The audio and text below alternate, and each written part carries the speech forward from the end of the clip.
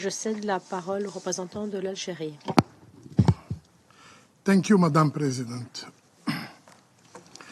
I thank Madame la Présidente, je remercie le secrétaire général adjoint Voronkov ainsi que la directrice exécutive German de leurs exposés.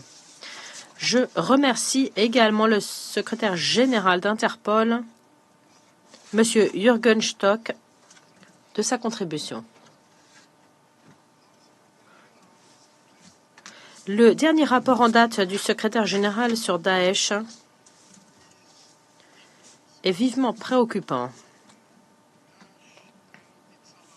Daesh et ses alliés continuent à représenter une menace grave, en particulier dans des zones de conflit, en Afrique et au Moyen-Orient.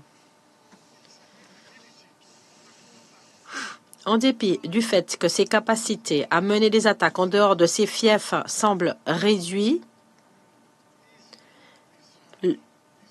Daesh pourrait aisément ressurgir en Irak et en Syrie si nous devions réduire nos efforts dans notre lutte contre eux. En outre, les affiliés de Daesh s'étendent en Afrique et saisissent l'occasion des conflits existants à cet effet. Il est indispensable de se rappeler que le terrorisme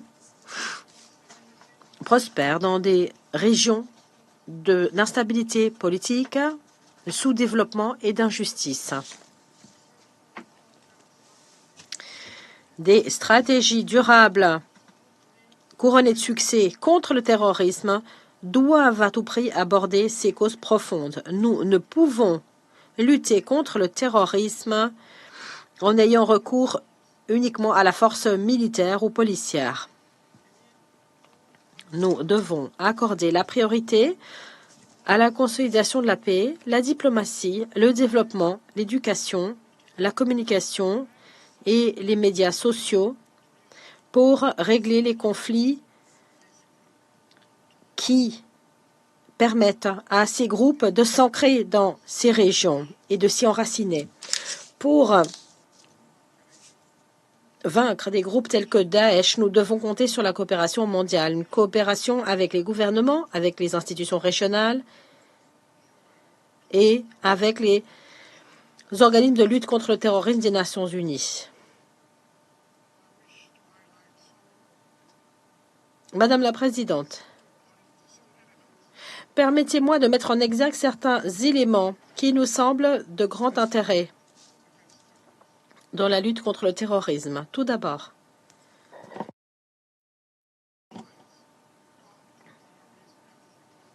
nous devons adopter une approche collective sous la houlette des Nations Unies en tant que coordonnateur pour nos efforts de lutte contre le terrorisme.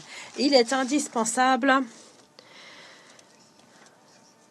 que les processus d'élaboration des listes soient plus transparents pour qu'un même examen objectif de preuves soumis par les États membres soit assuré. Deuxièmement, il convient de s'attaquer aux causes profondes, y compris l'absence de développement, la pauvreté, les conflits régionaux non résolus qui continuent à être un terreau fertile pour le terrorisme. Les règlements politiques, en parallèle à des investissements consentis dans l'éducation, l'emploi et la bonne gouvernance, jouent des rôles essentiels. Troisièmement, l'exploitation des terroristes des technologies émergentes de communication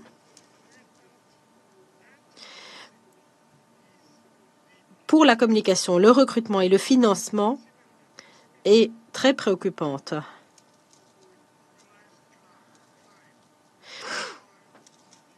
Les liens avec le crime organisé nécessitent là aussi des réponses coordonnées. En tant que président actuel du comité contre le terrorisme, l'Algérie continue à s'appuyer sur les bases et les succès des mandats précédents, y compris les projet de principe directeur sur les technologies de l'information et les paiements numériques. D'autre part, nous faisons les champions d'actions ciblant toute source de financement, y compris des rançons,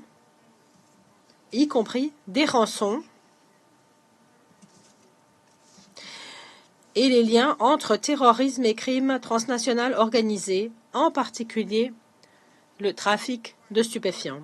Et enfin, nous comptons soutenir activement le renforcement des capacités en matière de lutte contre le terrorisme pour les pays vulnérables et nous poursuivrons nos efforts en vue de mettre en œuvre la stratégie mondiale contre le terrorisme des Nations Unies. Je vous remercie. Je remercie le représentant de l'Algérie de son intervention.